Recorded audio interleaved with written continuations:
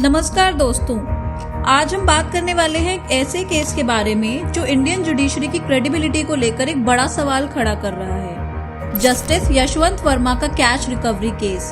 एक high court जज के घर से इतनी बड़ी रकम का मिलना क्या एक कोइंसिडेंस है या फिर इसके पीछे कोई बड़ा स्कैम छुपा हुआ है? आज हम इस केस के हर एंगल को डिस्कस करेंगे। 14 मार्च 2025 को दिल्ली हाई कोर्ट के जज जस्टिस यशवंत वर्मा के ऑफिशियल रेजिडेंस पर आग लग गई।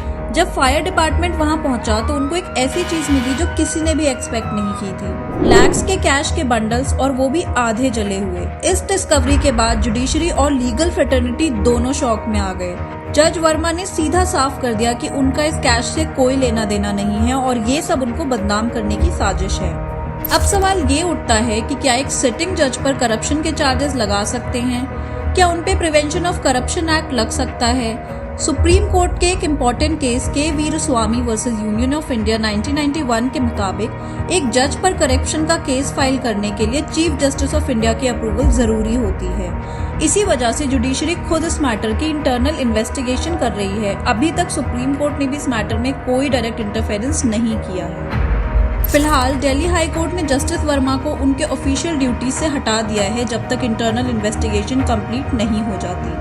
एक 3 मेंबर कमेटी जो सीनियर जजेस का ग्रुप है इस केस को प्रोब कर रही है। साथ ही कुछ लोग एफआईआर की डिमांड भी कर रहे हैं, मगर सुप्रीम कोर्ट ने ये कहकर मना कर दिया है कि जब तक जुडिशरी की इन्वेस्टिगेशन चल रही है तब तक वो इंटरफेयर नहीं करेगा। ये पहली बार नहीं है जब जुडिशरी के किसी मेंबर पर करप्शन या अनएथिकल बिहेवियर का इल्जाम लगा हो। पिछले कुछ सालों में मल्टीपल जजेस पर सीरियस एलिगेशंस लगे हैं, जैसे जज IM कुदूसी का मेडिकल कॉलेज स्कैम या जस्टिस CS कर्णन का कॉन्टेम्प्ट केस।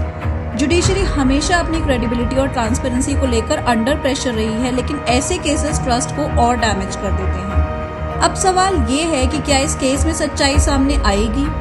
जुडिशरी एक इंडिपेंडेंट बॉडी है, मगर जब एक जज पर ऐसे एलिगेशंस लगे तो पब्लिक को ट्रांसपेरेंसी चाहिए।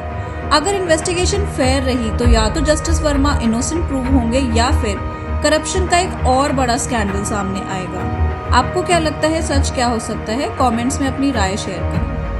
अगर आपको ये वीडियो इन्फॉर्मेटिव लगा तो लाइक करें, शेयर करें और ऐसे और वीडियोस के लिए सब्सक्राइब करें। जुडिशरी के इस केस को आगे कैसे हैंडल किया जा सकता है, हम उस पर नजर रखेंगे।